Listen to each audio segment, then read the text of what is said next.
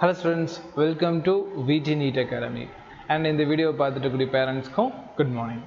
இந்த வீடியோவில் நம்ம எதை பற்றி பார்க்க போகிறோம் அப்படின்னு பார்த்தோம்னா 7.5% இந்த கேட்டகிரியில் வந்து பார்த்திங்கன்னா சீட் மேட்ரிக்ஸை பற்றி இந்த வீடியோ இருக்க போகுது. ஓகேங்களா? ஏன்னா பிரின்சிபல் இப்போ ஜென்ரலாக இந்த கேட்டகிரியில் இவ்வளோ மார்க் தேவையில்லை அப்படின்னு நம்ம சொல்கிறோம் இல்லைங்களா, அதுக்கு பின்னாடி இருக்கக்கூடிய மேத்தமெட்டிக்கல் கால்குலேஷன்ஸ் எப்படி பண்ணணும்.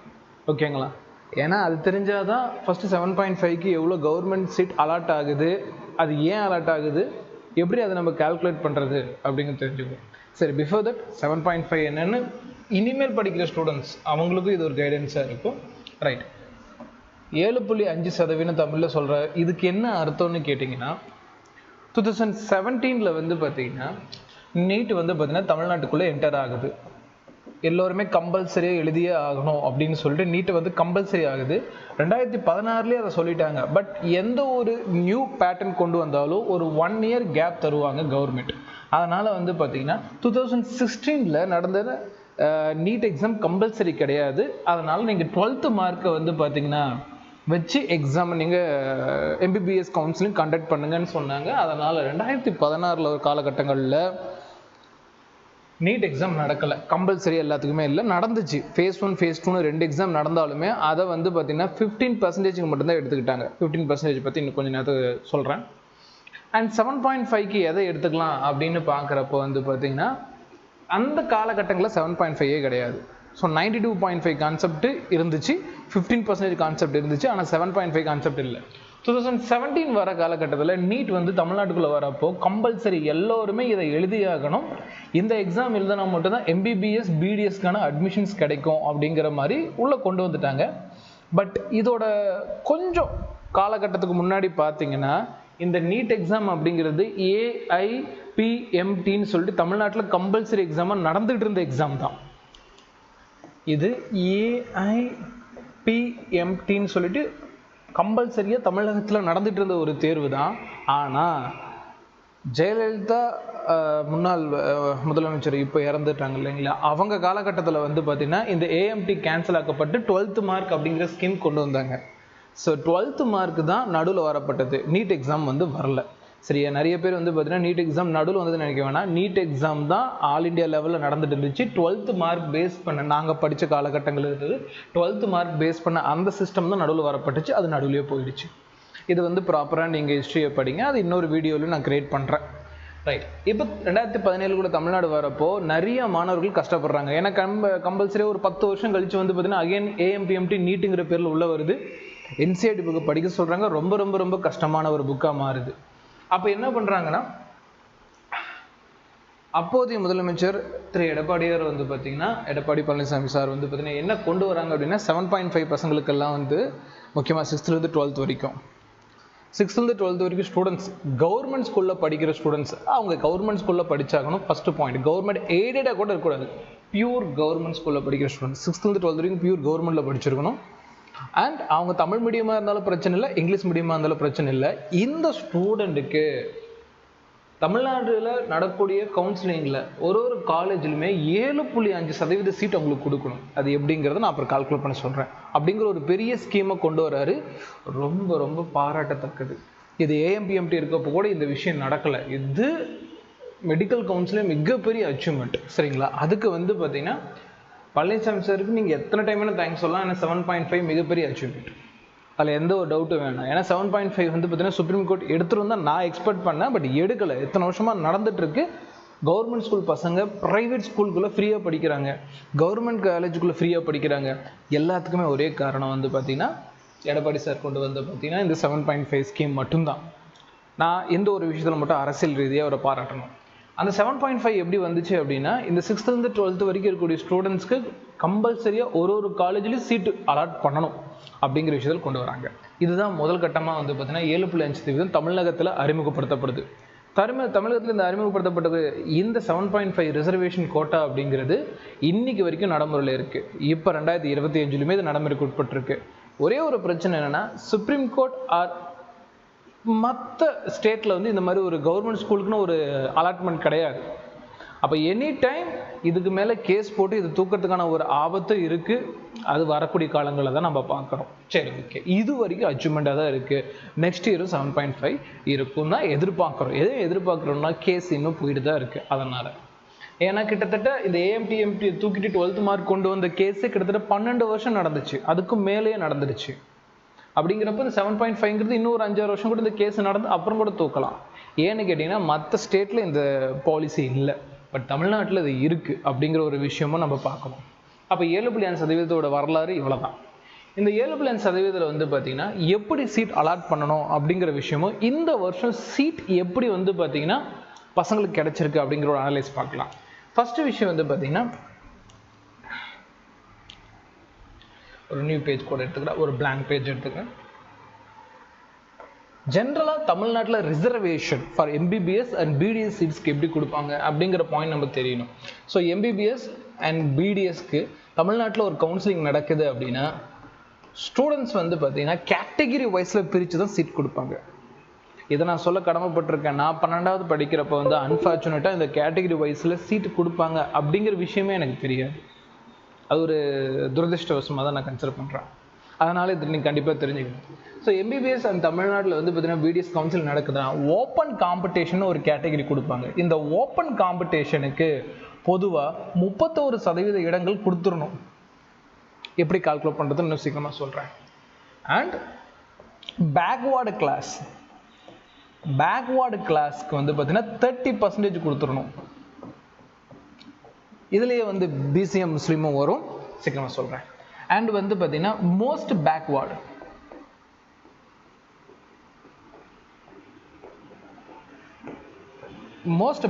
கிளாஸ்க்கு கிட்டத்தட்ட 20% சீட் கொடுக்கணும். அண்ட் ஷெட்யூல்டு கேஸ்ட்டுக்கு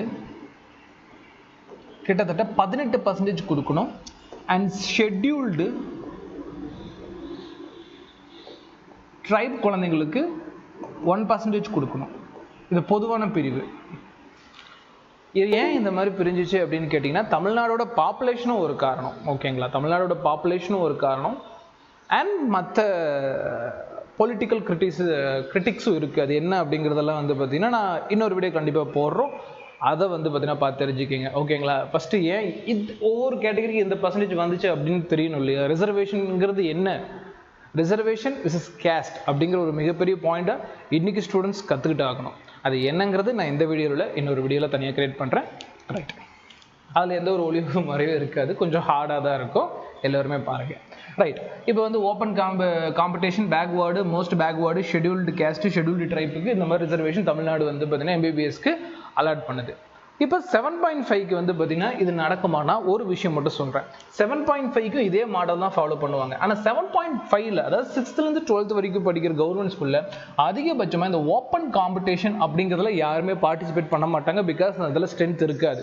அப்போ இந்த 31% சீட் வந்து பார்த்திங்கன்னா இந்த most backward, scheduled tribe and scheduled caste இந்த குழந்தைங்களுக்கு தான் வரும். ஆனால் இந்த வருஷம் எப்படி பிரிஞ்சு வந்திருக்கு அப்படிங்கிற அனலைசஸ் தான் இந்த வீடியோட மெயின் கண்டென்ட்டாக நான் பார்க்குறேன். சரி, ஓகே, ரைட், சீக்கிரமாக நம்ம ஆரம்பிச்சலாம், இதை எடுத்துடலாம். Okay, right. இப்படி ஒரு கேட்டகரிக்கும் வந்து பார்த்தீங்கன்னா சீட் அலாட் ஆகும். இப்போ எப்படி 7.5 வந்து கால்குலேட் பண்ணுறது அப்படிங்கிறதுக்கான ஒரு ஸ்லைடு போடுறேன் பாருங்கள். இப்போ எனக்கு வந்து பார்த்தீங்கன்னா ஒரு 7.5 வேணும் அப்படின்னா ஃபஸ்ட்டு விஷயம், ஒரு குறிப்பிட்ட காலேஜ் நம்ம ரெஃபரன்ஸாக எடுத்துக்கிட்டு இந்த சீட்டை பற்றி புரிஞ்சுக்கலாம். நான் எல்லாருக்குமே புரிகிற மாதிரி மெட்ராஸ் மெடிக்கல் காலேஜே எடுத்துக்கிறேன். மெட்ராஸ் மெடிக்கல் காலேஜில் சீட் எப்படி டிஸ்ட்ரிபியூட் ஆகுது அப்படிங்கிறது விஷயம் மட்டும் புரிஞ்சிருச்சுன்னா மற்ற காலேஜுக்கு நீங்கள் இதே அப்ளை பண்ணிக்கலாம். மெட்ராஸ் மெடிக்கல் காலேஜில் மொத்தம் 250 சீட் இருக்குது. இந்த 250 சீட்டும் பியூராக வந்து பார்த்திங்கன்னா ஒரு குறிப்பிட்ட கவுன்சிலிங் மூலமாக எடுக்க முடியாது. இது வேறு கேட்டகரி மூலமாக இந்த 250 சீட்டும் வந்து பிரிக்கப்படும். இந்த 250 சீட் அப்படிங்கிறது வந்து பார்த்திங்கன்னா ஃபஸ்ட்டு ஆல் இண்டியாவில் 15% போயிடும். அதுக்கப்புறமேட்டுக்கு ஸ்போர்ட் பர்சன் இல்லையா பிடபிள்யூ அல்ல எக்ஸ் சர்வீஸ் மேன் கோட்டான்னு சொல்லிட்டு தனியாக ஒரு கவுன்சில் நடந்து அதில் போயிடும். அண்ட் 7.5க்கு ஒரு கவுன்சிலிங் நடந்து அதில் மீதி போயிடும். மீதி வந்து 92.5% போயிடும். இதில் இந்த 4 வகையிலுமே எல்லா சீட்டும் ஃபுல்லாகிடும். இதில் சார் வந்து sports, PW and ex service மேனை தூக்கிடுறேன். ஏன்னா ரொம்ப சொற்பமான சீட்டுகள் தான் இருக்கும். அதனால் அதை மட்டும் எடுத்துகிட்டு இந்த கால்குலேட் பண்ணுவோம். ஏன்னா அதுவும் கால்குலேட் ரொம்ப மைன்யூட் கால்குலேஷன் வரும். அதனால் அதை மட்டும் எடுத்துடலாம். ஏன்னா சில சொற்பமான சீட்டுகள் இருக்கும். சரி, நம்ம வந்து பார்த்தீங்கன்னா மேஜராக இந்த 250 சீட்டு கால்குலேட் பண்ணலாம். இப்போ மெட்ராஸ் மெடிக்கல் காலேஜில் 250 சீட் இருக்குன்னா இந்த 250 சீட்டில் 15% கிட்டத்தட்ட 37 சீட்டு வரும். இந்த வருஷம் போயிருக்கு. இந்த 37 சீட்டுமே ஆல் இண்டியா லெவலில் வந்து நீங்கள் எழுதி வந்துக்கலாம். ஃபார் எக்ஸாம்பிள், நான் தமிழ்நாட்டில் படிக்கிற ஒரு ஸ்டூடெண்ட் அப்படின்னா என்னால் கர்நாடகாவில் போய் படிக்க முடியுமானா அந்த கவர்மெண்ட் அலோவ் பண்ணாதான் முடியும். ஆனால் ஒரு காலேஜ்லையுமே சென்ட்ரல் கவர்மெண்ட் என்ன சொல்லியிருக்குன்னா, ஒன்றிய அரசாங்கம் என்ன சொல்லியிருக்குன்னா 15% ஒரு காலேஜும் கொடுக்கணும், அது வேற எங்கேருந்து வந்தாலும் நீ எடுத்துக்கணும் அப்படின்னு சொல்லுது. ஃபார் எக்ஸாம்பிள், மெட்ராஸ் மெடிக்கல் காலேஜே இருந்தாலும் சரி, அங்கே படிக்கணும்னா 6th to 12th வரைக்கும் தமிழ்நாடுக்குள்ளே இருக்கக்கூடிய ப்ரைவேட் ஸ்கூலோ இல்லை கவர்மெண்ட் ஸ்கூலோ இல்லை சிபிஎஸ்சியோ இந்த கவர்மெண்ட் அண்ட் ப்ரைவேட் ஸ்கூலில் படிச்சுட்டு இருக்கணும் அப்படிங்கிற ஒரு கண்டிஷன். ப்ளஸ் முக்கியமாக தமிழ்நாடை வந்து குடியிருப்பாக வச்சுருக்கணும். பட் நான் மத்திய பிரதேசத்துக்கு ஒரு ஸ்டூடெண்ட் இங்கே உள்ளே வைக்க முடியுமான்னு கேட்டிங்கன்னா முடியும். ஏன்னு கேட்டிங்கன்னா இந்த 15% அப்படிங்கிறது வெறும் தமிழ்நாடு ஸ்டூடெண்ட்ஸ்க்கு மட்டும் இல்லை, தமிழ்நாடு ஸ்டூடெண்ட்ஸே எடுத்துக்கலாம். பாயிண்ட்டை புரிஞ்சுக்கணும், தமிழ்நாடு ஸ்டூடெண்ட்ஸும் எடுத்துக்குவாங்க. அண்ட் வந்து பார்த்தீங்கன்னா ஒரு மத்திய பிரதேசில் ஒரு பையன் படிக்கிறானா எடுத்துக்கலாம், ஜம்மு காஷ்மீரில் ஒரு பையன் படிக்கிறானா அவனும் வந்து இங்கே எடுத்துக்கலாம். சரிங்களா? ராஜஸ்தானில் ஒரு பையன் படிக்கிறானா அவனும் வந்து எடுத்துக்கலாம். அப்போ இந்த 37 சீட் அப்படிங்கிறது இந்த மாதிரி மாநில அளவில் எல்லோருமே போட்டி போடுவாங்க. மாநில அளவில் யாருக்கு அதிக மார்க் இருக்கோ அவங்கள எடுத்துக்கலாம். இதுதான் ஆல் இண்டியா கவுன்சிலிங்னு சொல்லுவாங்க. இப்படி தான் ஆல் இண்டியா கவுன்சிலிங் நடக்கும். இது ஒரு காலேஜுக்கும் இப்படி தான் சீட் வந்து பிரியும். ஸோ இந்த கேட்டகரி பேர் ஆல் இண்டியா கவுன்சிலிங். இது எல்லாருக்குமே புரிஞ்சிருக்கும் ஆல் இண்டியா கவுன்சிலிங் எப்படி நடக்குதுன்ட்டு. அப்போ இந்த 37 சீட் வந்து பார்த்தீங்கன்னா தமிழ்நாட்டில் கவுன்சிலிங் நடத்த முடியாது. இந்த 37 நம்ம ஆல் இண்டியாவுக்கு கொடுத்தாகணும். மீதி இருக்கக்கூடியது இதில் 37 சீட்டு போயிடுச்சு அப்படின்னா 213 சீட் வந்து பார்த்தீங்கன்னா நம்ம கையில் இருக்கும். இதில் பிடபிள்யூக்கு போகும், பட் நான் அந்த சீட்டு எக்ஸாக்டாக இங்கே கால்குலேட் பண்ணல. அது சில சொற்பமான சீட்டுங்கிறப்போ அதை நான் வேற ஒரு கால்குலேஷன் போடுறேன். ஏன்னா பிடபிள்யூ பற்றி ஒரு தனி வீடியோ போகணும், ரொம்ப நாள் ஆசை இருக்குது, நான் அதனால் அதை தனியாக போடுறேன். இப்போ நான் 7.5 மட்டும் இந்த வீடியோவில் பிரைமாக பார்க்க போகிறோம். 213 சீட் இருக்குங்க இல்லையா, இந்த 213 சீட்டை தமிழ்நாடு வந்து கவுன்சிலிங் கொண்டு வரும். சில சாராருக்கு special category, sportsman service, ex servicemens, பிடபிள்யூன்னு சொல்லிட்டு அதில் கொடுத்துருவாங்க. பட் அதை நம்ம விட்டுட்டோம்னா இந்த 213 சீட்டில் இதுதான் தமிழ்நாடு கவுன்சிலிங்கான சீட்டு. 7.5% வந்து பார்த்தீங்கன்னா ஓகேங்களா, பழனிசாமி சார் பீரியடில் வந்து இந்த 7.5 கவுன்சிலிங்கிற சிஸ்டத்துக்கு கீழே 7.5% கொடுத்துருவோம்.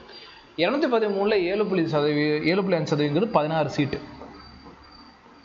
இப்படி தான் வந்து பார்த்தீங்கன்னா 16 சீட் வந்து மெட்ராஸ் மெடிக்கல் காலேஜில் யார் படிப்பா, கம்பல்சரியாக 6th to 12th வரைக்கும் படித்த கவர்மெண்ட் ஸ்கூல் ஸ்டூடெண்ட்ஸ். இது நாங்கள் 12th படிச்சுட்டு இருந்தது பார்த்தீங்களா, அதை விட பெஸ்ட்டு தான்.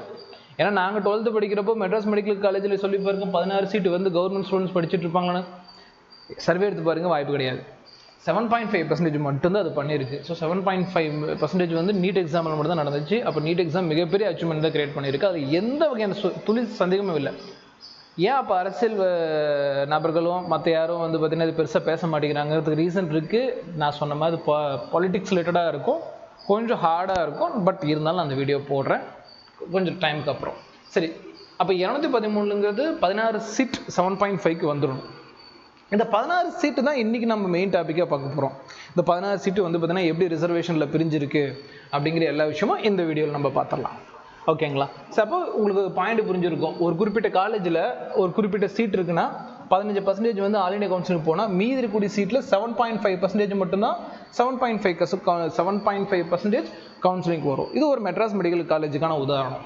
இதையே நம்ம இன்னும் கொஞ்சம் டீட்டெயிலாக பார்க்கலாம். ரைட், இப்போ இந்த வந்து பார்த்தீங்கன்னா மெட்ராஸ் மெடிக்கல் காலேஜ் நான் எடுத்துக்கிறேன். இப்போ இந்த எம்எம்சியில் கிட்டத்தட்ட 16 சீட் வந்து பார்த்தீங்கன்னா 7.5க்கு வரும், வந்தே தீரணும். ஏன் அப்படிங்கிறது வந்து பார்த்தீங்கன்னா உங்களுக்கு ஃபுல் ரீசனோடு இப்போ நான் சொல்லிட்டேன். இந்த 16 சீட் இருக்குது பார்த்தீங்களா, ஜென்ரலாக நம்ம எக்ஸ்பெக்டேஷன் என்னென்ன, நம்மளோட எக்ஸ்பெக்டேஷன்ஸ் என்னென்ன அப்படின்னு பார்த்தோம்னா அதையும் நான் எழுதி போட்டுறேன். ஓகேங்களா? நம்ம ஜென்ரலாக ஓப்பன் காம்படிஷன் சொல்லிட்டு ஒன்று சொல்லுவாங்க.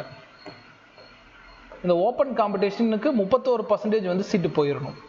அண்ட் பேக்வேர்டு கிளாஸ்க்கு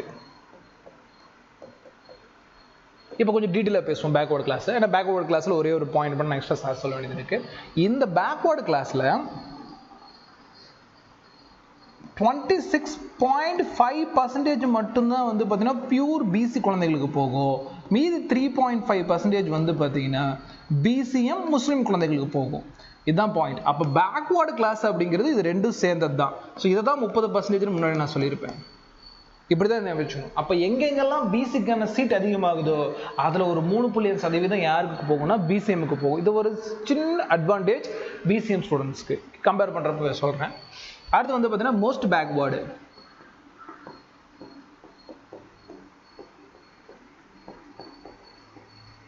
இதுலயே வந்து டிஎன்சி வந்துடும். ஓகேங்களா, இது டிஎன்சி அப்படின்னு சொல்லக்கூடிய கேட்டகரியும் கம்பல்சரியா வந்துடும். இந்த குழந்தைங்களுக்கு வந்து பார்த்தீங்கன்னா கிட்டத்தட்ட 20% வந்து கவர்மெண்ட் அலாட் பண்ணுது. அண்ட் வந்து ஷெட்யூல்டு கேஸ்ட் குழந்தைங்களுக்கு கவர்மெண்ட் வந்து கிட்டத்தட்ட ஒரு 18%. அண்ட் ஷெட்யூல்டு ட்ரைப் குழந்தைங்களுக்கு வந்து பார்த்தீங்கன்னா 0.1% அலாட் பண்ணுது. ஸோ இது கவர்மெண்ட் அலாட்டேஷனில் இந்த 16 சீட்டு எப்படி இந்த வருஷம் விழுந்திருக்கு அப்படின்னு பார்த்தோம்னா, மெட்ராஸ் மெடிக்கல் காலேஜில் இந்த ஓப்பன் காம்படிஷனுக்கான எந்த ஒரு சீட்டுமே அலாட் ஆகலை. ஸோ இந்த பாயிண்ட் நம்ம புரிஞ்சுக்கணும். ஏன் நான் ஆல்ரெடி சொல்லிட்டேன், ஏன்னா ஓப்பன் காம்படிஷனில் 7.5 அந்த அளவுக்கு யாருமே கிடையாது. ஓகேங்களா, ஓசி கேட்டகரி, ஸோ இந்த கேட்டகரியில் ஸ்டூடெண்ட்ஸ் யாரும் கிடையாது. அதனால வந்து பார்த்தீங்கன்னா இதில் பெருசாக அலாட்மெண்ட் வராது. அப்போ இந்த 31% எப்படி பிரிஞ்சிருக்கு அப்படிங்கிறதுக்கான கரெக்டான அனலைஸ் பார்த்தீங்கன்னா, அந்த 31% வந்து கீழே இருக்கக்கூடிய இந்த 4 கேட்டகரி குழந்தைகளுக்கு தான் வரும், வேற வழி இல்லை, பிரித்து தான் கொடுத்தாகணும். அப்படி பிரித்து கொடுக்குறப்ப அட்வான்டேஜ் யாருக்கு அப்படின்னு பார்த்தோன்னா, யார் அதிக பர்சன்டேஜ் வச்சிருக்காங்களோ அவங்களுக்கு அதிக advantage. For example most backward குழந்தைங்களை பாருங்க, மோஸ்ட் பேக்வேர்டு இல்லை, பேக்வேர்டு குழந்தைங்களுக்கு கிட்டத்தட்ட 30% இருக்கு இல்லையா, அப்போ இவங்களுக்கு தான் அதிக சீட்டு வரும். கேட்கலாம், சார் கம்மியான குழந்தைங்க வந்து 0.1% தானே, இவங்களுக்கு தானே வரணும் அப்படின்னு நினைக்கிறது இல்லை. பிரித்து கொடுக்குறப்ப அதிக பர்சன்டேஜ் யாருக்கு இருக்கோ அவங்களுக்கு அதுலேருந்து அதிக ஷேர் வரும். அதுக்கு அடுத்து யாருக்கு இருக்கோ அதுக்கேற்ற மாதிரி ஷேர் வரும். அதுக்கப்புறம் இருக்கக்கூடிய ஷேர், அதுக்கப்புறம் இருக்கக்கூடிய ஷேர், இப்படி தான் வந்து லொக்கேட் ஆகும்.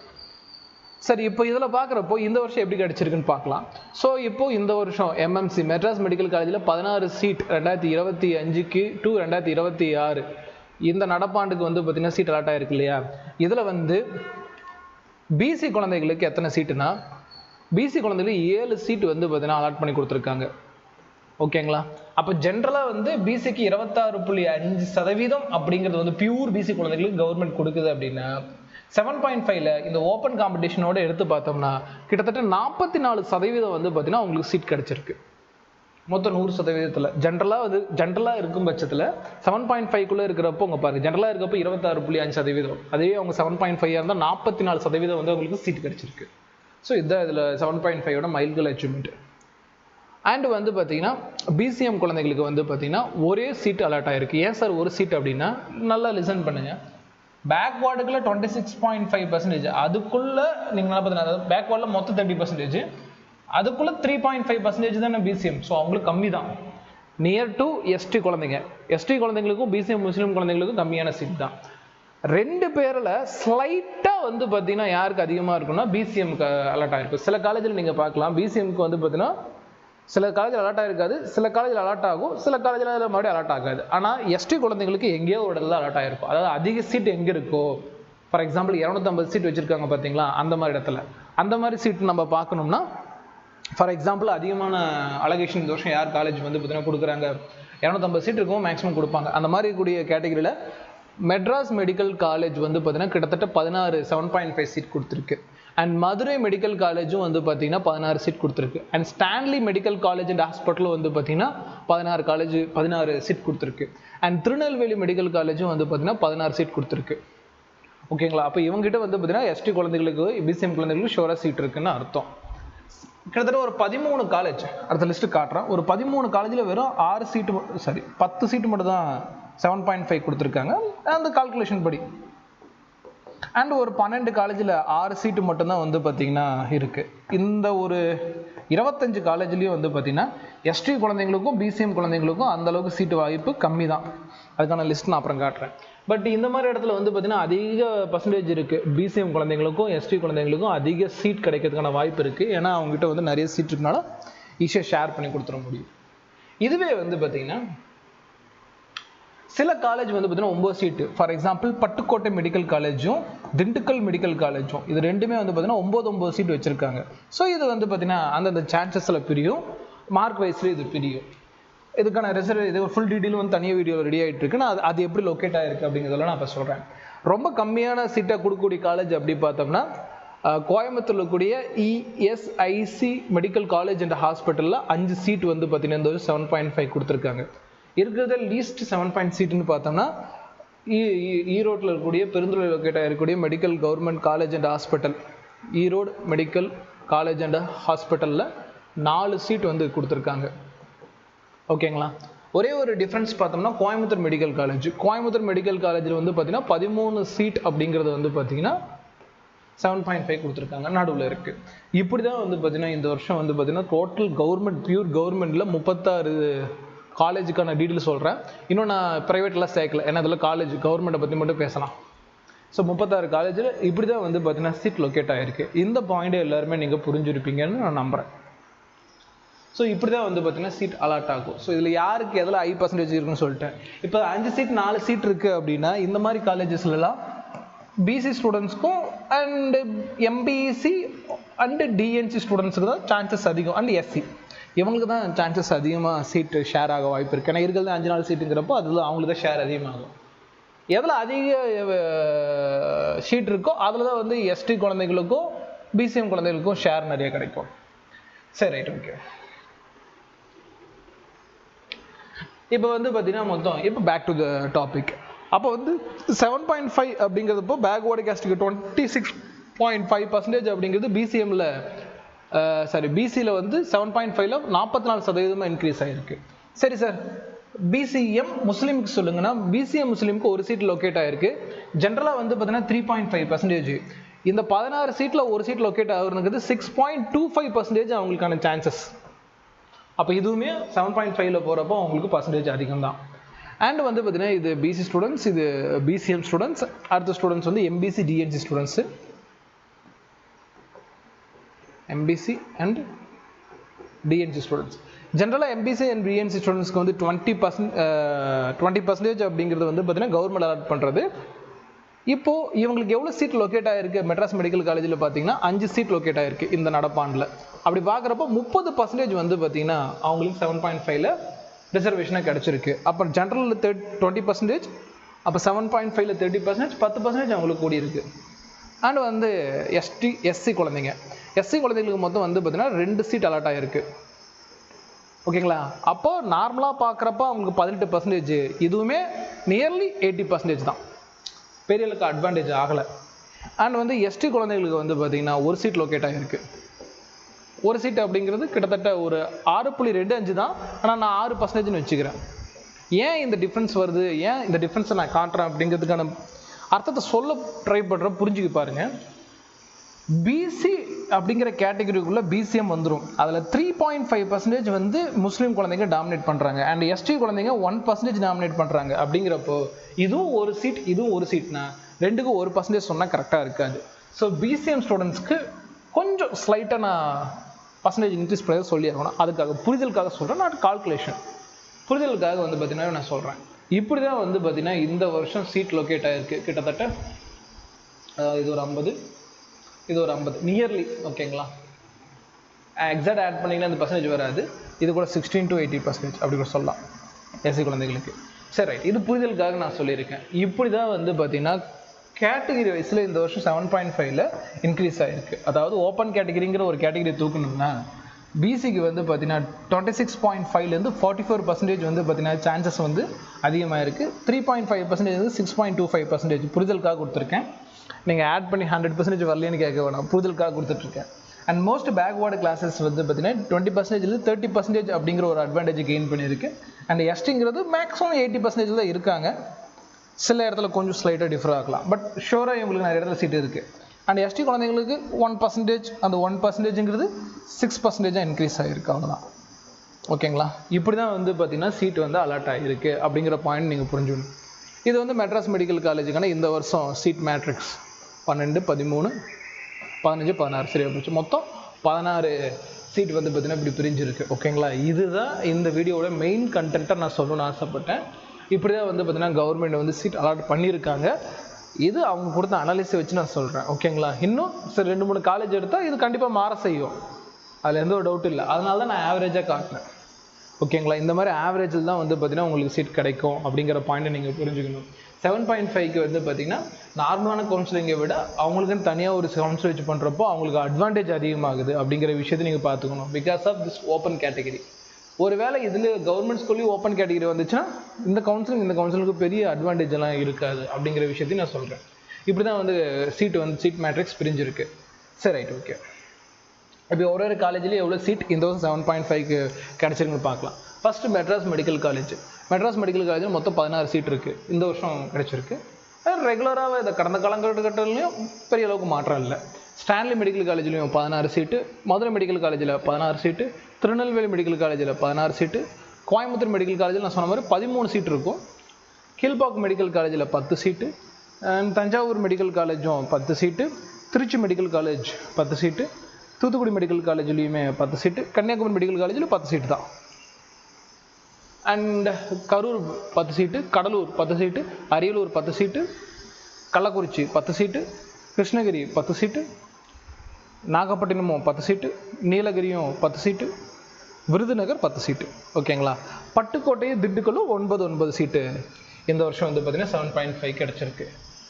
கவர்மெண்ட் வெள்ளூர் மெடிக்கல் காலேஜ் வந்து 6 சீட்டு, தேனி 6 சீட்டு, தருமபுரி 6 சீட்டு, விழுப்புரம் 6 சீட்டு, திருவாரூர் 6 சீட்டு, சிவகங்கை 6 சீட்டு, திருவண்ணாமலை 6 சீட்டு, ஓமந்தூரார் 6 சீட்டு, நாமக்கல் 6 சீட்டு, ராமநாதபுரம் 6 சீட்டு, தஞ்சாவூர் மெடிக்கல் காலேஜ் 6, திருப்பூர் 6, அது திருவாரூர், இதுதான் தஞ்சாவூரில் 6 சீட்டு, சேலம் மோகன் குமாரமங்கலம். ஓகேங்களா? நம்ம அகாடமி லொக்கேட் ஆகிருக்கக்கூடிய சேலத்தில் 6 சீட்டு. அண்டு இதுதான் கோயம்புத்தூர் அண்ட் பெருந்துறையில் மட்டும், கோயம்புத்தூரில் 5 சீட்டு இருக்கும் இஎஸ்ஐசியில், அண்ட் பெருந்துறையில் 4 சீட்டு. இப்படி தான் வந்து பார்த்திங்கன்னா இந்த வருஷம் வந்து கவர்மெண்ட் காலேஜ் வைஸில் வந்து லொக்கேட் ஆகிருக்கு அப்படிங்கிற பாயிண்ட்ஸ் வந்து பார்த்திங்கன்னா சொல்லியிருக்கேன். ஸோ இந்த வீடியோவில் வந்து பார்த்திங்கன்னா பர்சன்டேஜ் அப்படிங்கிற சீட் மேட்ரிக்ஸ் எப்படி கால்குலேட் பண்ணுறது, எப்படி கவர்மெண்ட் லொக்கேட் பண்ணியிருக்கு, உங்கள் கேட்டகரிக்கு கவர்மெண்ட் எவ்வளோ பர்சன்டேஜ் கொடுத்துருக்கு அப்படிங்கிற விஷயமும், மற்ற காலேஜுக்கான அனலைசிஸும் ரெடி ஆகிட்டுருக்கு. அடுத்த வீடியோ வெரி சூன் நான் வந்து அப்லோட் பண்ணிடுவேன். அதுக்காக நம்ம சேனல் சப்ஸ்கிரைப் பண்ணி ஃபாலோ பண்ணிங்க. அந்த வீடியோவோட எண்டில் நம்ம நீட் 2026க்கு வந்து பார்த்திங்கன்னா 1 இயர் கிளாஸ் ரூம் ப்ரோக்ராம் வந்து கொடுத்துட்ருக்கோம். ஹாஸ்டல் கேம்பஸ் ஃபெசிலிட்டி பண்ணி கொடுத்துருக்கோம். ஸ்கூல் ஹாஸ்டல் கேம்பஸ் ஃபெசிலிட்டி எங்கே லொக்கேட்டாக இருக்குது கேட்டிங்கன்னா சேலத்தில் கூடிய ஆட்டோமேட்டிக் லொக்கேட்டாக இருக்குது. நம்ம அகாடமி நேம் அது VT NEET academy. Contact number 9080549820 and 7373264210 என்னோட பர்சனல் நம்பர். அண்ட் வந்து பார்த்திங்கன்னா இதில் டெய்லி நம்ம அகாடமி பொறுத்திருக்கு daily test, community test, full test இது எல்லாமே கொடுப்போம். குவாலிட்டியான கொஷின்ஸ் இருக்கும். அண்ட் இதையும் நான் சொல்ல நினச்சேன், டெலிகிராம் சேனலில் வந்து பார்த்திங்கன்னா நம்ம கொஷின் ப்ராக்டிஸ் செஷன்ஸ் வந்து போட்டுட்ருக்கோம். அது நிறைய பேர் டவுன்லோடு பண்ணி வந்து பார்த்திங்கன்னா டெஸ்ட் எழுதுறீங்க. பிரிண்ட் அவுட் போட்டு டெஸ்ட் எழுதுங்க ப்ளீஸ். பிரிண்ட் அவுட் போட்டு டெஸ்ட் எழுதுங்க, அதுதான் பெட்டர். அண்ட் வந்து பார்த்திங்கன்னா ஸ்கூல் ஹாஸ்டல் கேம்பஸ் ஃபெசிலிட்டி இப்போ கொடுத்துருக்கோம். காலையில் சாயந்தரமும் உங்களுக்கு ஸ்பெஷல் கிளாஸஸ் இருக்கும். ஓகேங்களா? நீட்டுக்கு தேவையான A to Z இந்த கிளாஸஸில் வந்து பார்த்திங்கன்னா சொல்லிக் கொடுப்பாங்க. நீங்கள் அதை பயன்படுத்திக்கிங்க. ஓகேங்களா? இதில் வந்து நான் உங்களோட ஃபிசிக்ஸ் அண்ட் ஃபிசிக்கல் கெமிஸ்ட்ரி மென்டாராக இருப்பேன். நான் 2019 வந்து பார்த்தீங்கன்னா நீட் ஃபேக்கல்ட்டியாக இருக்கிறேன். பல மாணவர்களை ட்ரெயின் பண்ணியிருக்கேன். இதில் 7.5 ஸ்டூடெண்ட்ஸ் என்கிட்ட படித்தவங்களும் செலக்ட் ஆகிருக்காங்க. நான் ஒர்க் பண்ண அகாடமியில் ஸ்டூடெண்ட்ஸ் செலக்ட் பண்ணி கொடுத்துருக்கேன். அவங்ககிட்டையும் வந்து பார்த்தீங்கன்னா என்ன சீக்கிரம் அடுத்தடுத்த வீடியோவில் வந்து இன்ட்ராக்ட் பண்ணுறக்கூடிய ஒரு செஷன்ஸ் க்ரியேட் பண்ணிகிட்டு இருக்கேன். அதையும் நம்ம வந்து பார்த்தீங்கன்னா சூன் நம்மளோட அகாடமியில் நான் போஸ்ட் பண்ணிடுறேன் அப்படிங்கிறத சொல்லிவிட்டு இந்த வீடியோவில் ஒன்ஸ் அகேன் வந்து பார்த்தீங்கன்னா எடப்பாடி சாருக்கு வந்து பார்த்தீங்கன்னா கண்டிப்பாக தேங்க்ஸ் சொல்லி தான் ஆகணும். ஏன்னா 7.5% எனக்கு ரொம்ப பிடிச்ச ஒரு கேட்டகரி. நிறைய பேர் கனவு நினச்ச விஷயத்த உடச்சி கொடுத்துருக்காரு. ஸோ இந்த அச்சீவ்மெண்ட் பற்றி நான் சொல்ல இந்த ஒரு பொலிட்டிக்கல் மூவ் பற்றி மட்டும் எனக்கு கமெண்டில் வந்து பார்த்தீங்கன்னா சொல்லுங்கள். அண்ட் 7.5 ஸ்டூடெண்ட்ஸ் எல்லோருமே வந்து பார்த்தீங்கன்னா கண்டிப்பாக சாருக்கு வந்து பார்த்தீங்கன்னா ஒரு கடமைப்பட்டிருக்கீங்க அப்படிங்கிறது ஒரு உண்மையான விஷயம். அவருக்கு ஒரு தேங்க்ஸ் வந்து பார்த்தீங்கன்னா கமெண்டில் சொல்லுங்கள். இதே மாதிரி இன்னொரு வீடியோவில் வந்து மீட் பண்ணலாம். அண்ட் நீட் ரிலேட்டடாக நிறைய பொலிட்டிக்கல் வியூஸ் இருக்குது. ஒரு பக்கம் வந்து பார்த்தீங்கன்னா இவர் நீட் எக்ஸாம் எடுக்க முடியல, எடுக்கிறாங்க, அது இதுன்னு சொல்லி நிறைய பொலிட்டிக்ஸ் பாயிண்ட் இருக்குங்களா, அதை பற்றி போல்டாக ஒரு வீடியோ பேசுவோம். அந்த வீடியோவும் வந்து பார்த்தீங்கன்னா மறக்காமல் பாருங்கள். அப்போ நீட்டை பற்றி அதை பற்றி இருக்கக்கூடிய அரசியல் பற்றியும் உங்களுக்கு கொஞ்சம் இப்போ நல்லா புரியும் அப்படின்னு சொல்லிட்டு இந்த வீடியோ நான் நிறைய விஷயங்கள் நல்லா ஷேர் பண்ண முடியல. இதுவே கிட்டத்தட்ட ஒரு 1/2 மணி நேரம் வீடியோவாக இருக்கும். ஸோ ரொம்ப லென்த்தியாக இருக்குது. ஸோ அதனால் அடுத்த வீடியோவில் இதை பற்றி எல்லாம் டீலாக பேசணும்னு சொல்லிட்டு வீடியோ கன்க்ளூட் பண்ணிக்கிறோமா. வீடியோவோட எண்டில் நீட் எக்ஸாம் ப்ரிப்பேர் பண்ணக்கூடிய எல்லா ஸ்டூடெண்ட்ஸ்க்கும் அவங்களுக்கு ஹெல்ப் பண்ணக்கூடிய பேரண்ட்ஸ்க்கும் இந்த வீடியோ ஃபுல்லாக பார்த்தவங்களுக்கும் தேங்க்ஸ் ஃபார் வாட்சிங்.